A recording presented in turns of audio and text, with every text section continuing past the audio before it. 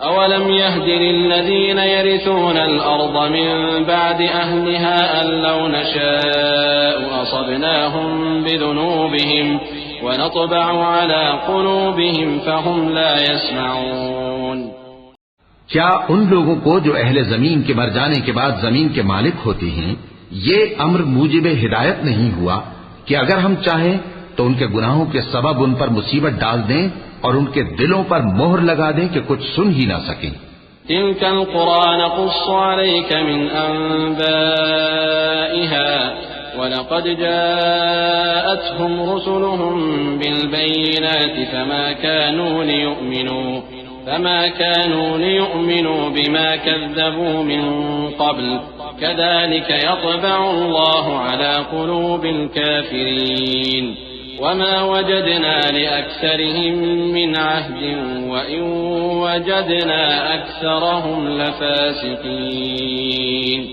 ثم بعثنا من بعدهم موسى بآياتنا إلى فرعون وملئه فظلموا بها فانظر كيف كان عاقبة المفسدين.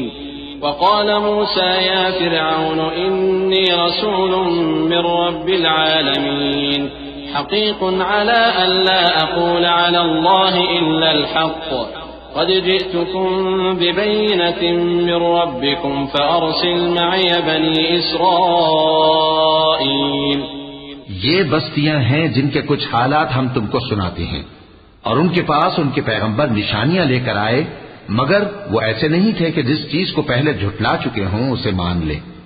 اسی طرح اللہ کافروں کے دلوں پر مہر لگا دیتا ہے اور ہم نے ان میں سے اکثر لوگوں میں عہد کا پاس نہیں دیکھا اور ان میں اکثروں کو دیکھا تو بدکار ہی دیکھا. پھر ان پیغمبروں کے بعد ہم نے موسیٰ کو نشانیاں دے کر فرعون اور اس کے درباریوں کے پاس بھیجا تو انہوں نے ان کے ساتھ کفر کیا. سو دیکھ لو کہ خرابی کرنے والوں کا انجام کیا ہوا. اور موسیٰ نے کہا کہ اے فرعون میں رب العالمین کا پیغمبر ہوں مجھ پر واجب ہے کہ اللہ کی طرف سے جو کچھ کہوں سچ ہی کہوں. میں تمہارے پاس تمہارے پروردگار کی طرف سے نشانی لے کر آیا ہوں سو بنی اسرائیل کو میرے ساتھ جانے کی رخصت دے دیجئے. قال إن كنت جئت بآية فأت بها إن كنت من الصادقين فألقى عصاه فإذا هي ثعبان مبين ونزع يده فإذا هي بيضاء للناظرين. فرعون نے کہا اگر تم نشانی لے کر آئے ہو تو اگر سچے ہو تو لاؤ دکھاؤ. موسیٰ نے اپنی لاٹھی زمین پر ڈال دی تو وہ اسی وقت ایک بڑا اژدہا بن گئی اور اپنا ہاتھ گریبان سے نکالا تو اسی دم دیکھنے والوں کی نگاہوں میں سفید براق یعنی روشن ہو گیا.